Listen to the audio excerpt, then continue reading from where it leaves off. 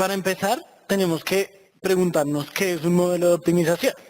Si nosotros vamos a hacer una introducción a la creación, lo primero que hay que hacer es saber qué es un modelo. Entonces, un modelo es un conjunto de elementos matemáticos que simulan una situación o una eventualidad, que tienen como objetivo maximizar o minimizar una o varias variables para poder desarrollar mejor una tarea. En este orden de ideas lo que nosotros tenemos son unas variables de decisión y queremos hacer una tarea mucho mejor. ¿Esto a qué nos lleva? A que tenemos una gran gama de funcionalidades entre áreas como negocios, logística e ingeniería. Y más precisamente en qué ingeniería, en industria propiamente. ¿Listo? Entonces, ¿para qué nos sirve un modelo en general? Un modelo, entonces, partimos que es una simulación o una forma de representar la vida real a partir de números. ¿Qué tiene en particular un modelo de optimización? Además de los elementos técnicos que veremos más adelante, un modelo de optimización sirve específicamente para desarrollar una tarea de una manera mejor. ¿A qué se refiere esto? Detengámonos un poquito en esta frase para poder desarrollar mejor una tarea. Cuando yo decido desarrollar mejor una tarea, por lo general busco un extremo, el extremo del buen desempeño. Y eso depende de lo que sea dicha tarea. Por ejemplo, en negocios, nosotros por lo general queremos tener la mayor rentabilidad. ¿Cuál es nuestro extremo? La mayor rentabilidad. A pesar de que suene redundante, no lo es. ¿Por qué? Porque no siempre mi mayor rentabilidad necesariamente tiene que ser la rentabilidad extrema. ¿A qué me refiero con esto? Esto implica que nosotros vamos a tener entonces una serie de restricciones que nos darán la mejor posibilidad de renta. Y eso es lo que estamos buscando con optimización. Del mismo modo va a suceder en logística y del mismo modo va a suceder en industria. Pero entonces para ver qué son los modelos de optimización, veamos un poco acerca de ellos mismos. ¿Cuáles son las ventajas? O sea, ¿por qué hacemos modelos de optimización? Porque tenemos simulaciones. Nos predice y nos sirve para un análisis. En conclusión, simula, es decir, recrea escenarios sin que estos sucedan. ¿Cuál es la gran ventaja de esto? La optimización es una rama de las matemáticas relativamente nueva que se ha venido desarrollando a la par con el desarrollo tecnológico de los computadores. ¿Por qué? Porque los modelos necesitan un procesamiento de datos amplio, grande, que solo los computadores nos pueden dar. Pero hasta ese punto, hasta en el momento en el que se empezó a utilizar la optimización y la programación como una forma de simulación, la optimización o lo que se hacía como optimización o como mejora era la prueba-ensayo. La prueba-ensayo es una forma muy eficaz de trabajar y de mejorar. ¿Cuál es el verdadero problema de la prueba-ensayo? Que requiere tiempo, el tiempo implica dinero, usualmente, y sobre todo de imprecisión. Consta de una imprecisión muy importante. Es azar.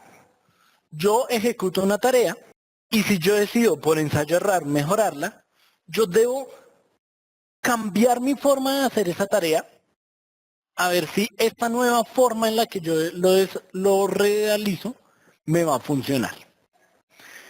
Imaginemos, yo soy una persona de operación que mi trabajo es programar líneas de producción. Mi forma de programar líneas de producción consta de hacer un entrecruzamiento entre demanda, inventario y ventas de de semana pasada con un pronóstico.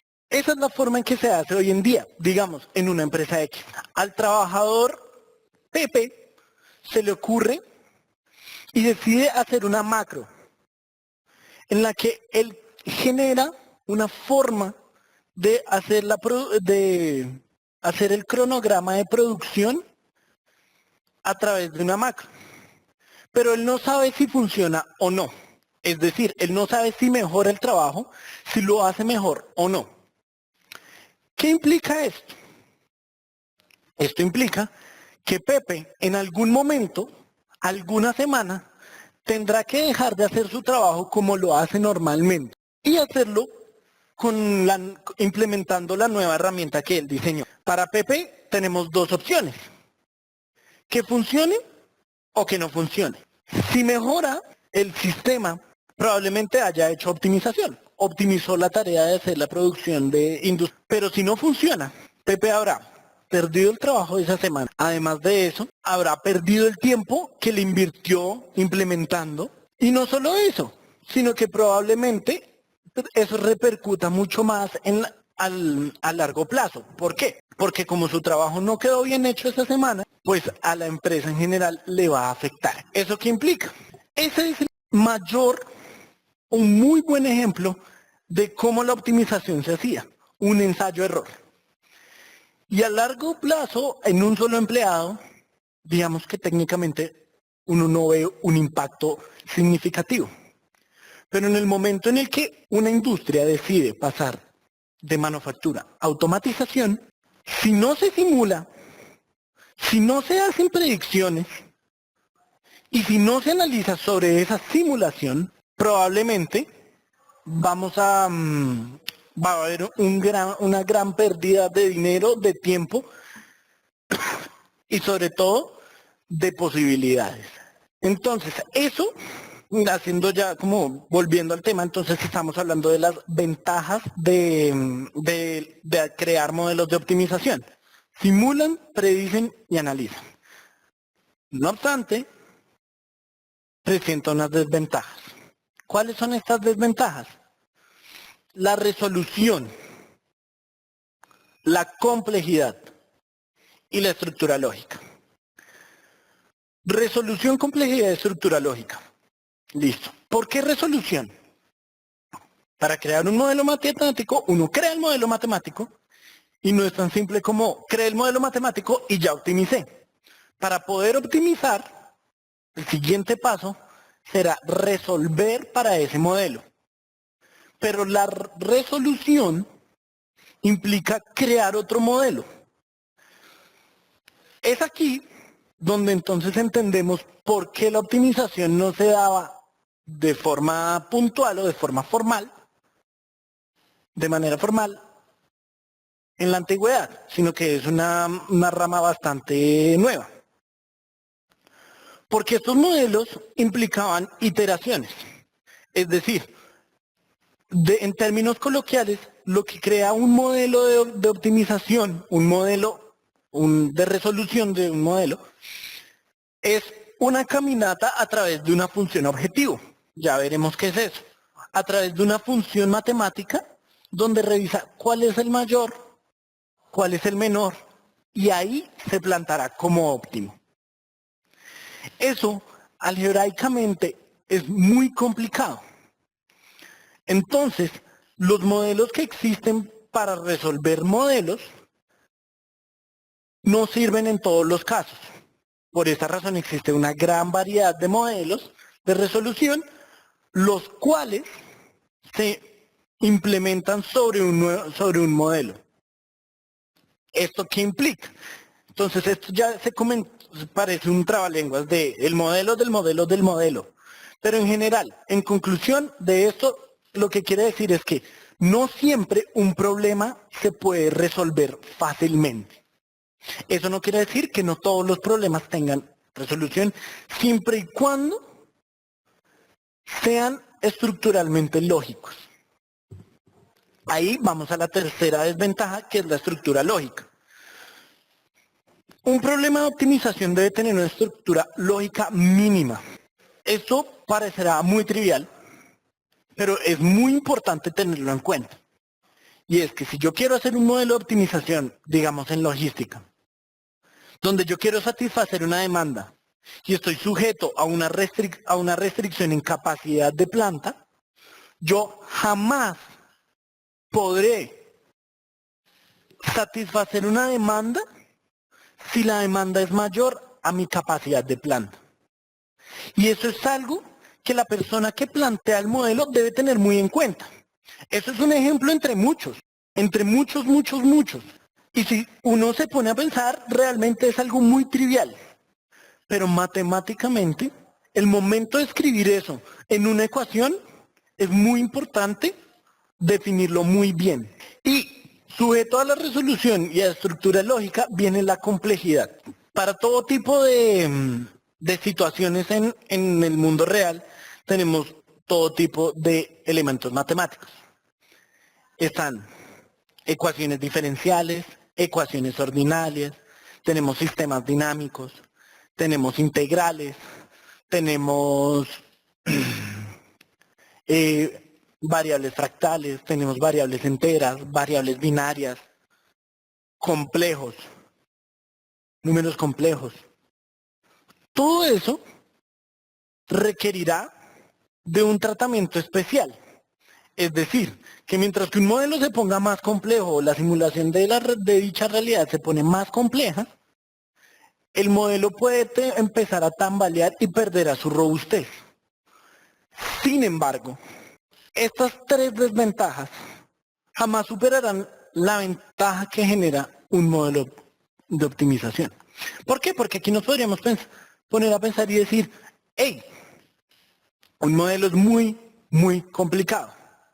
Sí, pero si usted desarrolla ese modelo, va a simular. Y una vez tenga el modelo, trabajar sobre él siempre será más fácil. Eso es muy importante. Eso que implica que por lo general solo tendremos que hacer el modelo una vez. Además de eso, nosotros vamos viendo cómo se superan las desventajas. Para evaluar cómo superamos las desventajas, entonces vayamos un poco a lo que significa la resolución de un problema de optimización. Y eso nos lleva a un poco de historia. Pierre de Fermat, en 1620, fue el primero en proponer el cálculo de óptimo de funciones.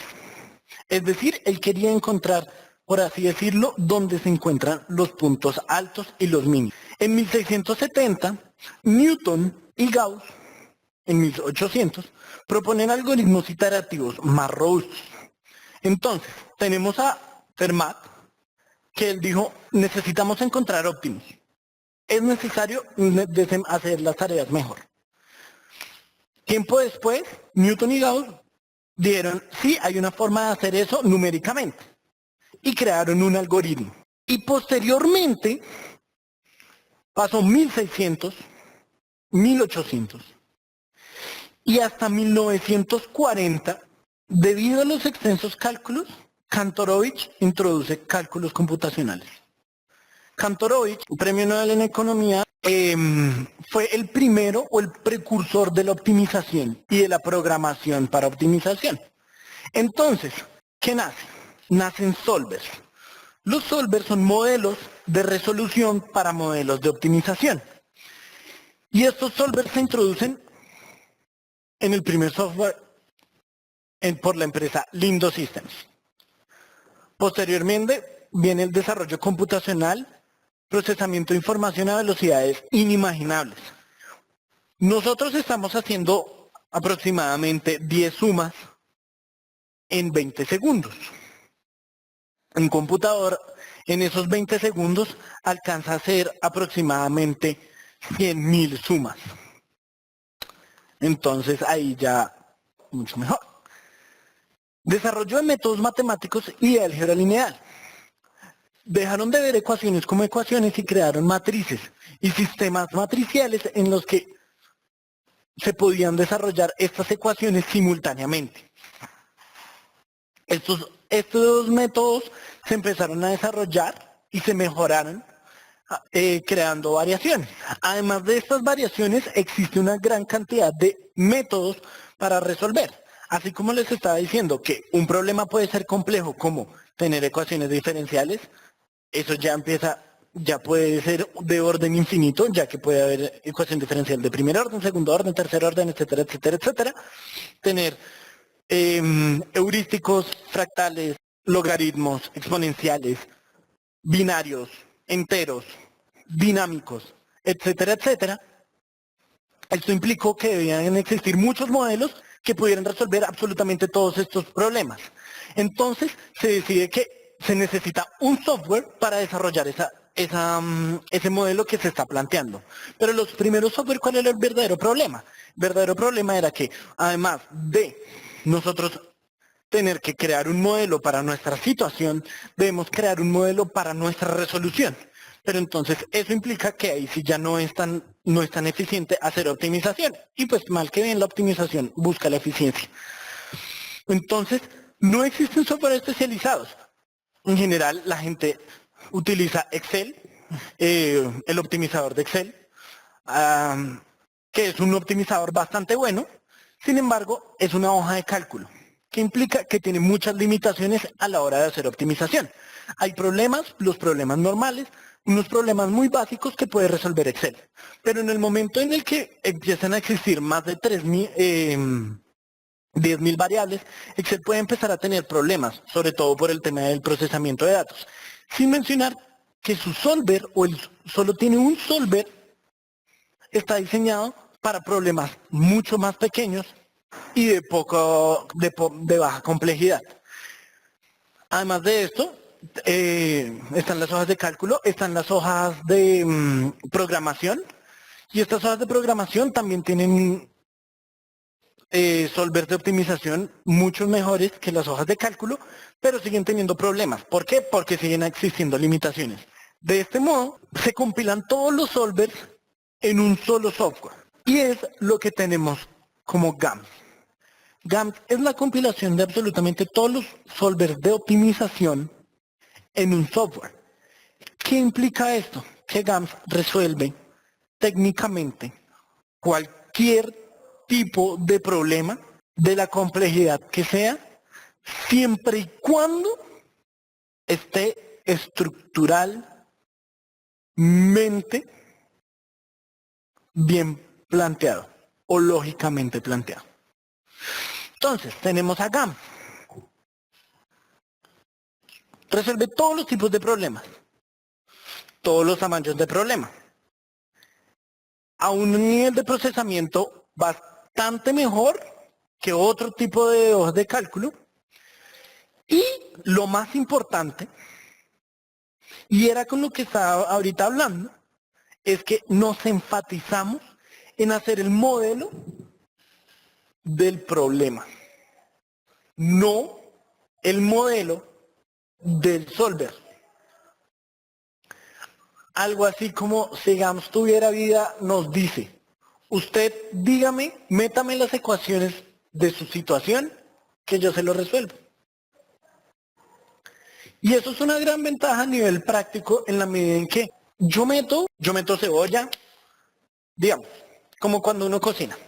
Yo pico la cebolla, la meto a la olla. Yo pico el cilantro, lo meto a la olla. Yo pico la papa, lo meto a la olla. Yo pico el pollo, lo meto a la olla. Y dejo que se cocine. Yo no sé qué pasa dentro de esa olla. O sea, ahí se estará calentando, pero yo no sé qué puede estar pasando ahí. Lo único que sé es que apenas pasa el tiempo, yo voy a tener una comida cocinada. En general, un sudado de pollo, para este caso. ¿Cierto? Es algo así. Yo planteo unas ecuaciones, planteo un problema y se lo entrego a GAMS. Entrecruza esas ecuaciones, revisa, hace un paseo por todas las funciones, revisa cuál es la función objetivo, qué significa, bla, bla, bla, bla, bla, y nos arroja un conjunto de variables con un valor determinado en el que nos dice, este es el valor óptimo, según lo que usted está pidiendo. Además de esto, GAMS tiene una estructura de programación que aborda todos los problemas de una misma forma, ya veremos a qué nos referimos a eso, y modelos concisos y ordenados que permiten una fácil resolución. Este segundo va ligado al primero. Ahora sí, después de haber visto cómo ha sido el cambio o la necesidad o la importancia de los modelos de optimización, lo importante es hacerlos. ¿Cómo se hace un problema de optimización? Y por eso estamos recomendando hoy a GAMS, porque GAMS permite abordar cualquier área, negocios, logística, industria, ingenierías, administraciones, decisión de proyectos, consultorías, auditorías, cualquier tipo de área en el que nos quisiéramos centrar y nos pide, ¿sabe qué? Divide el problema en estos elementos. Y cuando uno va y mira, uno se da cuenta que todas las áreas se pueden dividir en esos elementos. ¿A qué me refiero con eso? Un ejemplo puntual. Todos los seres humanos somos diferentes, pero nos consideramos seres humanos.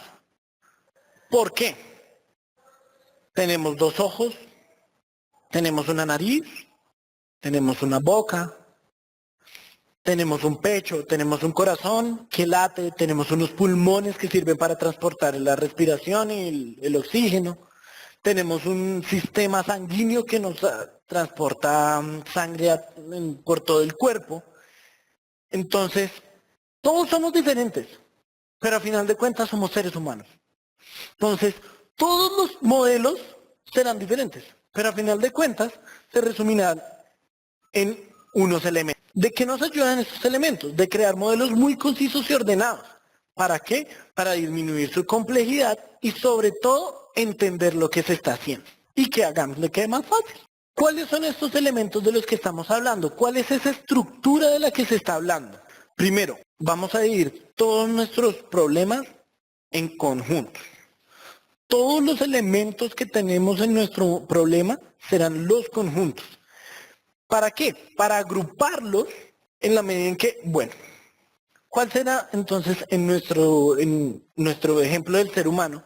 Los conjuntos. Tenemos un conjunto de cabezas, tenemos un conjunto de manos, tenemos un conjunto de dedos, tenemos un conjunto de piernas, tenemos un conjunto de pulmones, ¿cuáles son los elementos de esos conjuntos? El conjunto pulmones tiene los pulmones de Andrés, de Andrea, de Daniel, de Felipe, de Ramiro, de Ricardo, etcétera, etcétera, etcétera. Eso con el ánimo de agrupar. Posteriormente tendremos los parámetros. Los parámetros son unos valores muy importantes porque son los que serán fijos siempre en todo el modelo. Por ejemplo, una línea de producción quiere mejorar su producto. Quiere desarrollar su producto, quiere ser más rápido, queremos optimizar el tiempo de producción de un producto sobre su línea. Entonces, lo primero que nos pensaría es, pues, la máquina es lo suficientemente lenta, entonces, pues, cambie la máquina. Pero hacer un cambio de máquina, pues, es una inversión que el gerente de la empresa no está dispuesto a hacer. Entonces, definitivamente, la máquina sí tiene una capacidad. Entonces nosotros no podemos cambiar esa capacidad y esa capacidad se va a convertir en un parámetro. Sencillamente porque no se puede cambiar. Podemos tener todas las variables que sea, pero la máquina no se cambia y esa máquina está diseñada para X productos por hora y no se puede sobrepasar. Así que sea lo que sea que hagamos, ahí tendremos un parámetro, un valor fijo.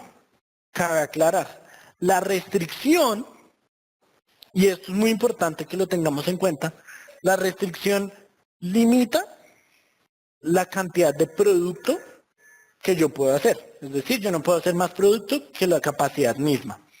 Sin embargo, mi parámetro es el valor de dicha capacidad. Es importante tenerlo en cuenta. Tenemos, por otro lado, los variables o variables de decisión. Sobre nuestro mismo problema de producción, nosotros queremos que dentro de esa línea de producción haya un mejor producto.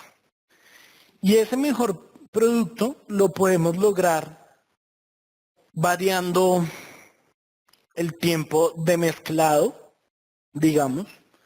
Si Vayámonos con un cubo industrial. Entonces podríamos decir, el tiempo de mezclado varía el sabor del producto. Entonces, ese tiempo lo podemos variar y ver cuál es el que determina el mejor sabor, por así decirlo. Ese tiempo, o sea, a pesar de que nosotros queremos optimizar el sabor del producto, ese tiempo será la variable decisiva. Entonces, para eso nos sirven las variables. Sin embargo, tenemos una variable puntual y esa variable puntual será la que nosotros queremos optimizar. Queremos optimizar, dícese, de la variable que queremos maximizar, mejorar, minimizar, transformar, aumentar, etcétera, etcétera, etcétera. Ligado a esto están las ecuaciones. Y estas ecuaciones serán las expresiones que me resuman y que me hagan interactuar variables, parámetros y conjuntos. Entonces, por ejemplo, X, que es mi cantidad de producto, y 52 es el parámetro de capacidad de planta. X debe ser menor a 52. Es lógico, ¿cierto? Entonces, esa puntualmente debería ser una ecuación. Finalmente, además de esto, tendremos una ecuación particular. ¿Por qué la separamos del grupo de ecuaciones? La llamamos la función objetivo. A través de la presentación estoy seguro que han escuchado que he hablado de la función objetivo. Y esta función objetivo, entonces, ¿qué es? ¿A qué nos lleva esa función objetivo? Esa función objetivo es lo que queremos evaluar. Es decir, yo quiero minimizar los costos. Mi variable objetivo puntualmente será la función de costos. ¿Sí me explico? Yo quiero maximizar las ganancias. Entonces, mi función objetivo serán las ganancias. Es muy importante además que esta función esté libre. Es decir, que no dependa de ningún conjunto. En conclusión, la función objetivo es la expresión matemática que evalúa las intenciones del problema. ¿Cierto? Si mi intención es maximizar ganancias, la función objetivo es las ganancias. Costos, costos. Producción, función de producción. Así sucesivamente. Entonces, para poder resolver problemas de optimización, vamos a tener una condición puntual. Y es que el número de ecuaciones de igualdad. ¿Por qué número de ecuaciones de igualdad? Nosotros tenemos dos tipos de ecuaciones, de igualdad y de desigualdad. Las de igualdad, ¿cuáles son? La demanda tiene que ser igual a lo producido. Si yo produzco X número de productos, pues esto tiene que ser igual a D, donde D es la demanda. Pero X tiene que ser menor a C, que C es capacidad. Es muy importante tener eso en cuenta. Entonces, una es igual a y la otra es menor que. Esa menor que no cuenta como ecuación de igualdad.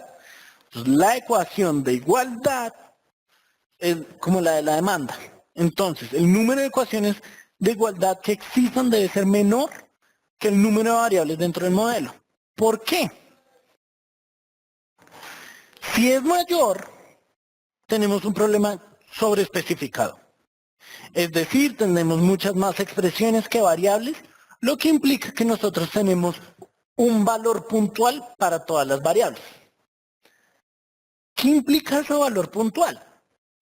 Si nosotros tuviéramos menos ecuaciones que expresiones, vamos a tener variables libres.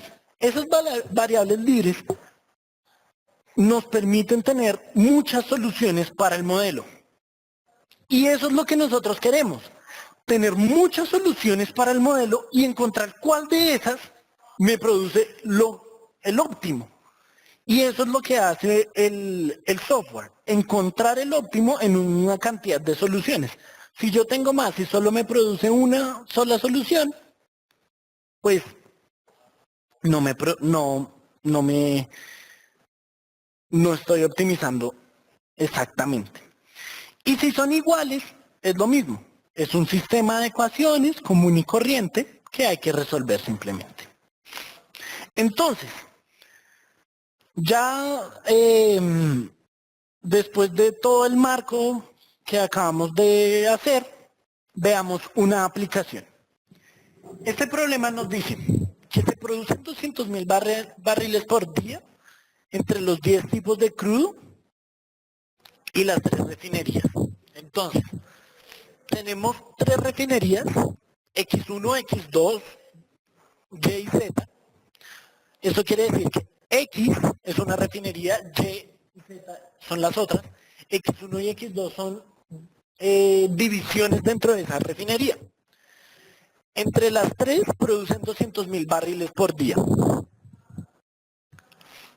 Sin embargo, se requieren 180.000 barriles de crudo por día. Es decir, mi demanda es de 180.000 y mi capacidad es de 200.000. Ese era el tipo de cosas que estaba hablando, donde el problema en sí debe ser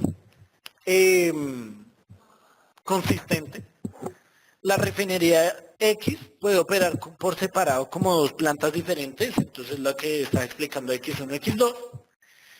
Y la idea es maximizar las ganancias optimizando la producción de diferentes tipos de crudo en cada una de las refinerías. Entonces, ¿qué tenemos acá? Tenemos ganancia o pérdida, centavos por barril, de cada uno de los crudos por cada una de las refinerías. Es decir, producir del crudo A en la refinería X1 me hace perder 6 centavos. Producir del crudo G en la refinería Z me hace ganar 7 centavos. Abajo tenemos la disponibilidad de barriles por día de cada uno de los crudos. Es decir, ¿por qué? Pues es importante tener en cuenta ese tipo de restricciones, porque si nos damos cuenta, entonces, ¿qué sería lo ideal? Hacer 128.000 barriles del que más ganancia genere, que en general es el E en X1. Entonces, hacer los 180.000 barriles en X1, y eso nos generaría la mayor ganancia. Pero hay una restricción, y es que de ese que tanto se produce, de ese que tanto se gana, pues se puede producir poco. La disponibilidad de barriles por día es de 10.000. Y finalmente tenemos un requerimiento por refinería. Es decir, tenemos aquí que X1 necesita de 30.000 barriles diarios, Z 60.000 barriles diarios y así sucesivamente. Entonces, veamos qué pasa en GAMS. Entonces, definimos aquí un título del programa que se llama refinerías y empecemos a dividir el programa como lo mencionamos anteriormente. Entonces, teníamos conjuntos. Lo primero que hacemos es definir conjuntos. Definimos 2 tipos de conjuntos, el conjunto de las refinerías y el conjunto de los crudos. ¿Se dan cuenta? Entonces, pues tenemos conjuntos y crudos y refinerías, que son pues la agrupación de elementos, de todos los elementos de una misma característica en cada uno de los conjuntos para la expresión. Ya vamos a ver por qué es tan importante tener conjuntos. Entonces, refinerías tenemos X1, X2, Y y Z. Esta es una forma de notarlo. Nosotros lo podríamos anotar exactamente como está, como se escribe. Tan, tan, tan, tan. Sin embargo, cuando tenemos más de 50 elementos en un conjunto, pues escribir uno por uno no es tan agradable. De hecho, en este ejemplo tenemos 10 tipos de crudos y escribir 1, 2, 3, 4, 5, 6, 7, 8, 9, 10 puede ser un poco engorroso. Por esta razón, lo hacemos 1 asterisco 10. Es decir, tenemos 1, 2, es lo mismo que escribir 1, 2, bla, bla, bla, bla, 10. ¿Listo? Es una gran ventaja que nos ofrece el software. Ahora tenemos los parámetros. Entonces, hay una capacidad total de planta y esa capacidad es de 200.000 barriles diarios. Entonces, pues ese es el parámetro es 200. El requerimiento total, 180.000. Entonces, 180. Tenemos un requerimiento por refinería y para esto es que nos sirven los conjuntos. Tenemos el parámetro REQ, que es el de requerimientos. Y lo ponemos entre paréntesis ref, que es el nombre del conjunto refinería. ¿Por qué? Porque para cada una de las refinerías tenemos un parámetro asignado. Esto, a simple vista, entonces es básico en la medida en que, pues, yo podría escribir rec1, un parámetro rec1, un parámetro rec2, un parámetro rec3, un parámetro rec4, y ahí tengo mis 4 parámetros y no tengo que hacer esto. Sin embargo, esto es agruparlos, y al agruparlos, al final, siempre que lo llame, no tengo que cambiar mi parámetro en cada una de las partes del software. Es una forma de simplificar la programación. Tenemos otro parámetro de disponibilidad que de quién depende de los crudos. ¿Por qué? Porque yo tengo una disponibilidad para cada uno de los crudos. Entonces, para el crudo 1, que en este caso sería el crudo A, tenemos 30. Para el crudo 2, 30, 3, 20, así, etcétera, etcétera.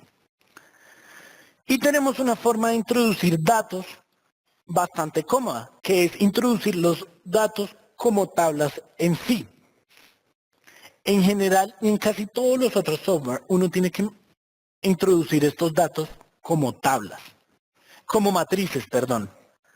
¿Qué pasa? Cuando uno inserta matrices, pues uno tiene que insertar introducción matemática y para eso se necesita un conocimiento básico. Cuando uno tiene que insertarlo del mismo modo en el que está en la hoja, uno no necesita tener ese conocimiento básico de matemática necesario para introducir, para crear una matriz a partir de esto. ¿Qué implica eso realmente? Realmente esto lo que genera es una eficiencia en el trabajo. ¿Por qué? Porque a pesar de que uno diga, hey, solo es transformar esto en una matriz, al transformarlo, siempre las personas se desconcentran. Pierden el norte, o por así decirlo, pierden el rumbo del modelo por estar pensando en una matriz. Eso es ineficiencia en el mismo trabajo. Es una cuestión muy básica. Lo digo porque incluso yo cuando comencé a trabajar en esto, yo me preguntaba, ¿por qué este tipo de cosas son tan importantes? ¿Por qué este tipo de cosas tan banales como escribirlo matricialmente o escribirlo como tabla son tan básicos?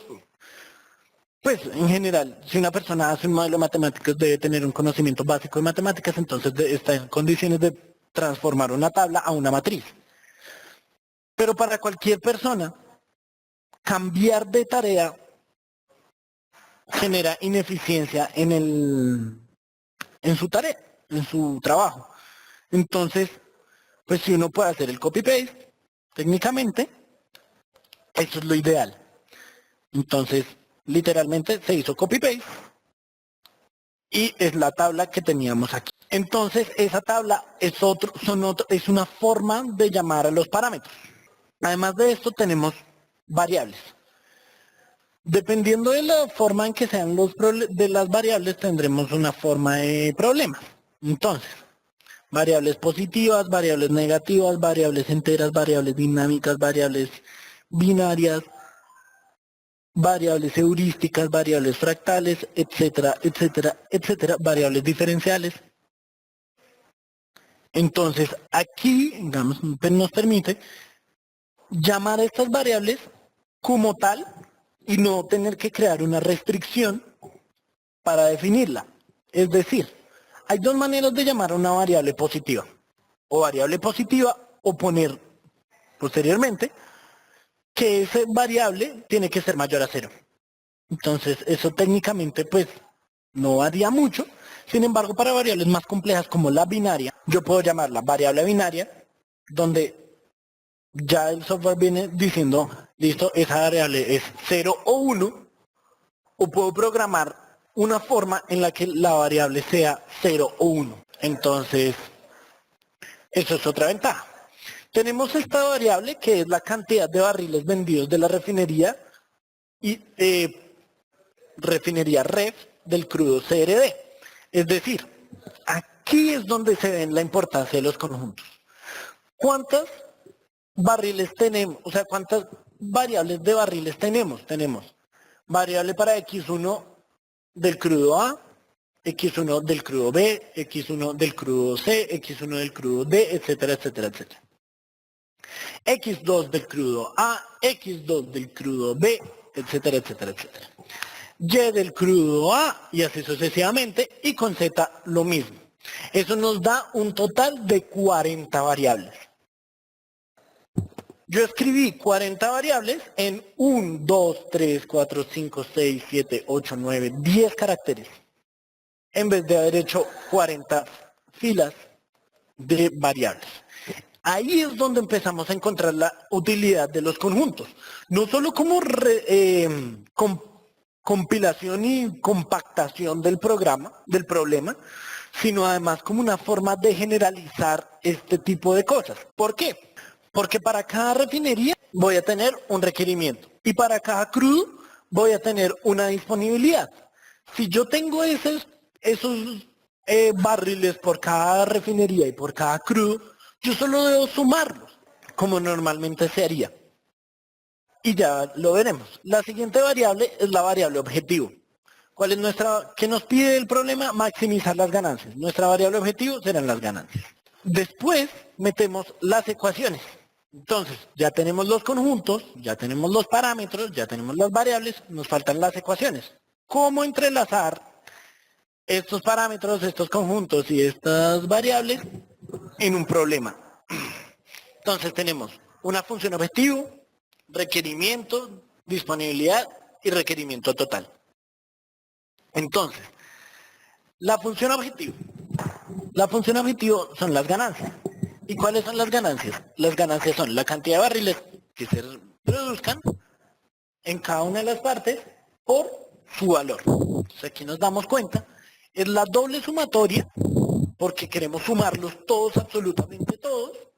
Eso por notación sigma, con el sigma de la sumatoria, es como escribirlo normalmente. Entonces aquí tenemos es sum, podríamos asumirlo como si fuera el símbolo de sumatoria, y ref va a ser en quién varía, es decir, desde dónde hasta dónde. Entonces doble sumatoria de este por este, es decir, de los barriles por la ganancia de cada barril. El requerimiento, pues aquí tenemos una restricción de requerimiento por cada refinería. Entonces estamos escribiendo 4 ecuaciones en una sola línea. ¿Por qué? Porque la ecuación es la misma. Yo quiero que el requerimiento ref de la refinería puntual sea igual a la suma de lo que se produzca en esa refinería. No me importa el crudo, entonces yo hago la sumatoria sobre el crudo. De forma similar pasa con la disponibilidad de crudo y finalmente tenemos el requerimiento total, donde el requerimiento total es la capacidad de nuestra planta total.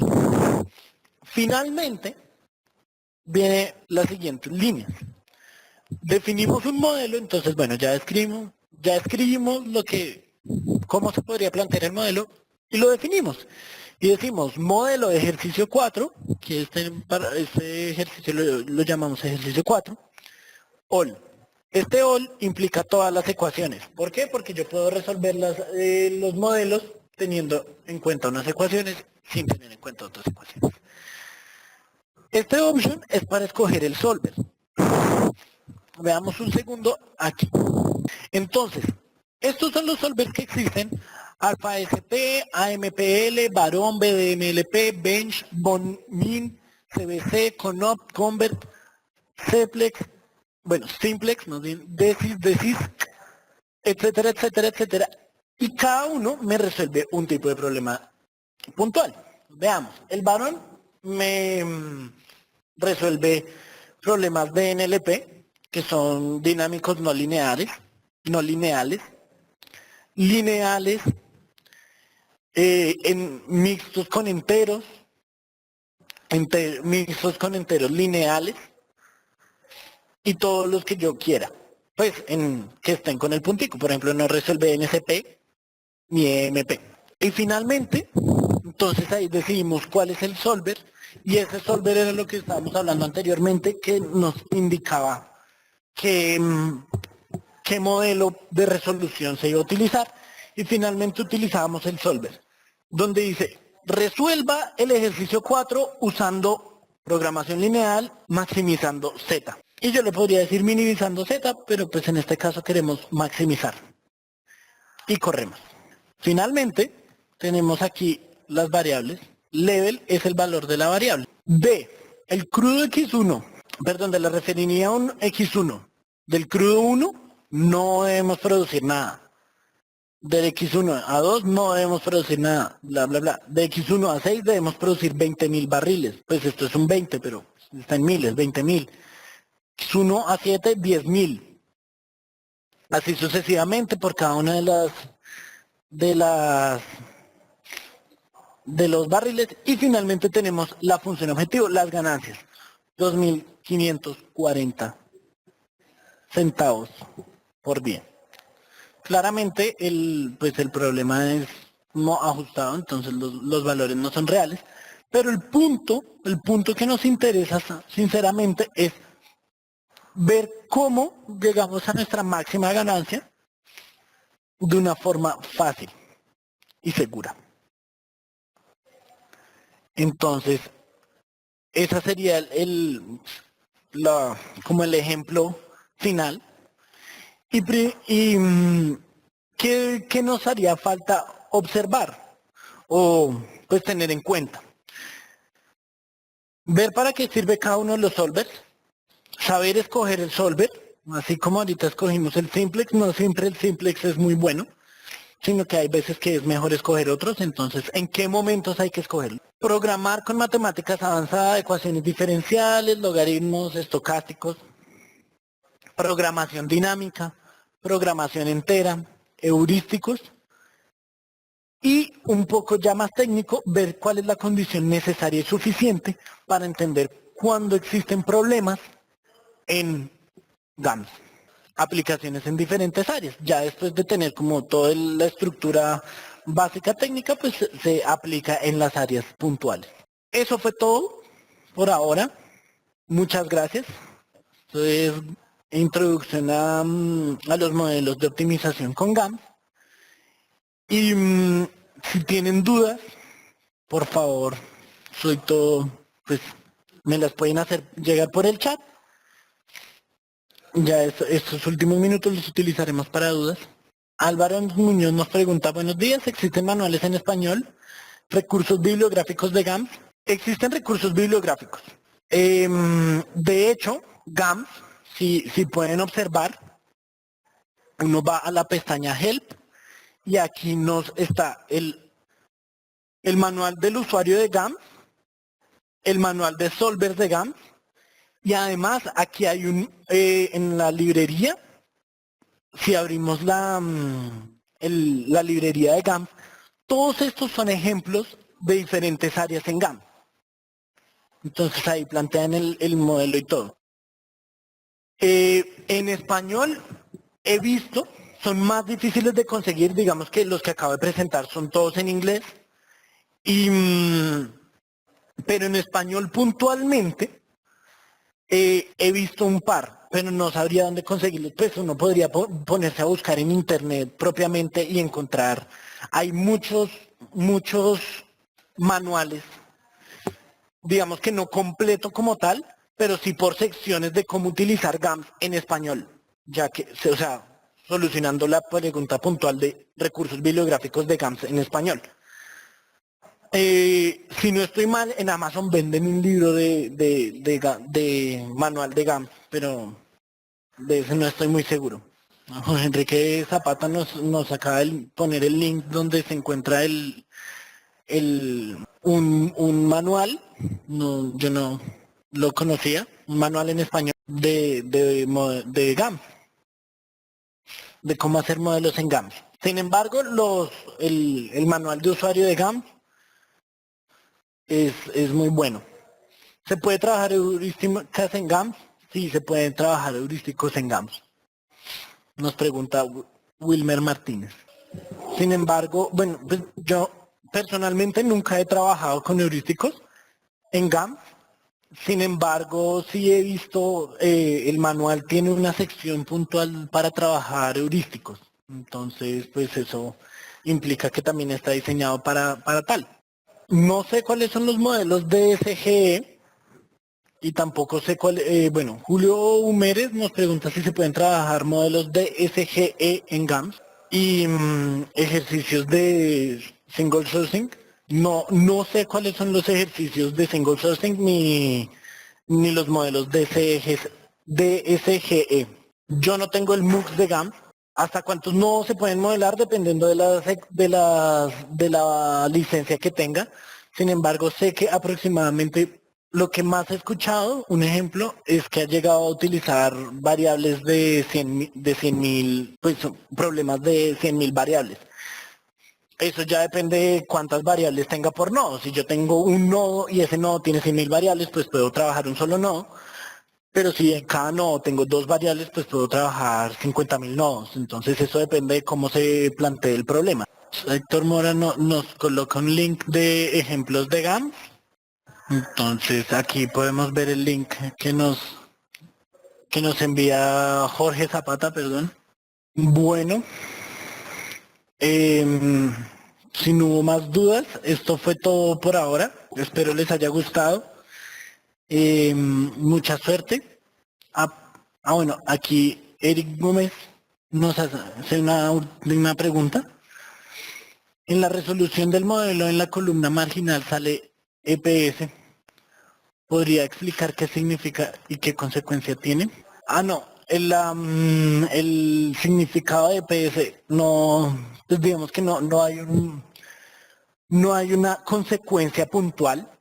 EPS, no me acuerdo qué significa puntualmente, o sea, cuál es el acrónimo de EPS, pero si no estoy mal, es algo así como con que no es significativo.